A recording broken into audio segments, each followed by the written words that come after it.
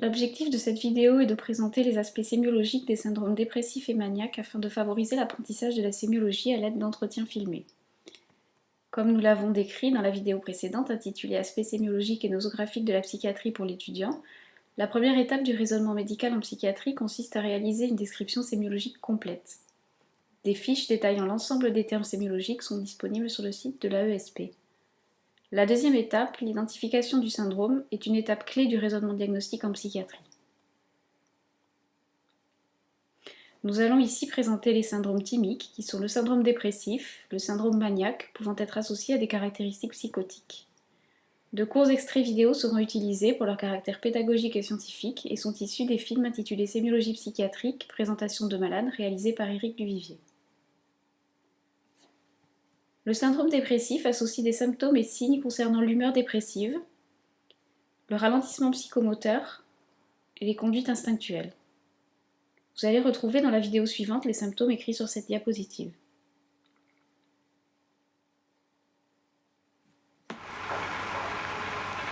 Je suis très malheureuse, mais je ne peux pas rien faire.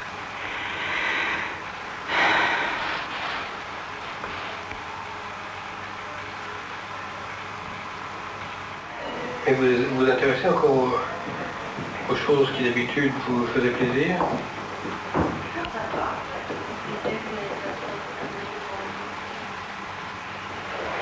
Rien ne m'intéresse.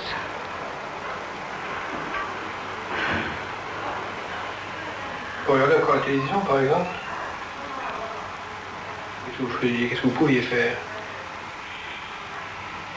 Je ne pouvais rien faire. C'est-à-dire vous restiez allongé toute la journée?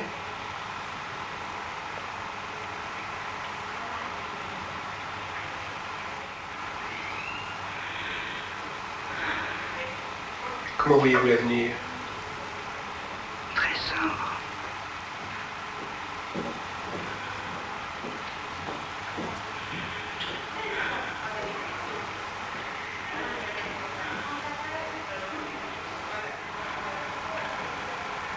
Je crois pas que je peux guérir.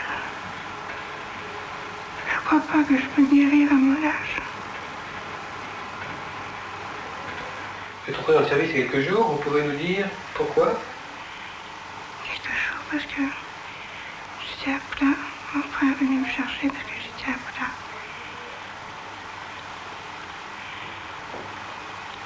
Oui. Qu'est-ce que vous ressentez au niveau de votre corps? J'ai plus de force. J'ai plus de force. J'ai pas pu bouger. J'ai plus la force de bouger.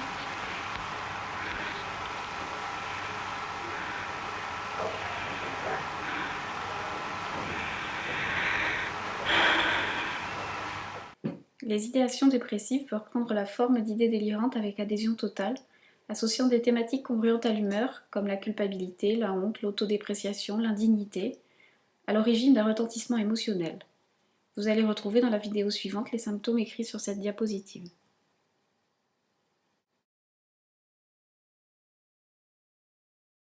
Docteur, je suis certaine d'être maudite.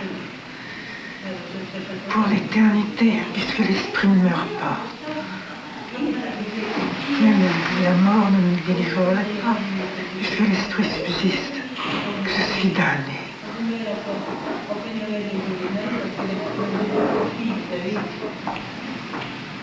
C'est ma gourmandise et ma paresse poussée à l'extrême.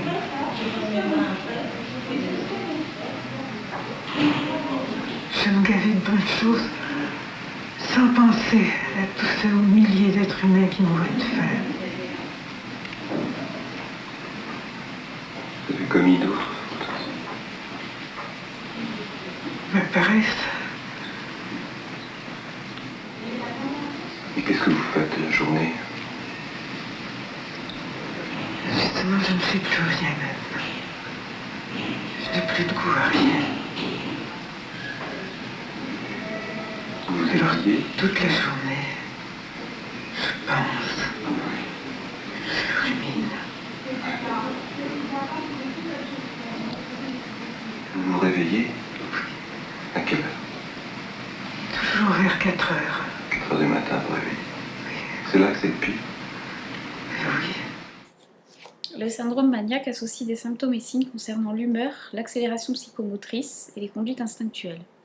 Vous allez trouver dans la vidéo suivante essentiellement des symptômes et signes concernant l'humeur et les idéations en rapport avec celle-ci, ainsi que l'accélération psychomotrice et ses conséquences.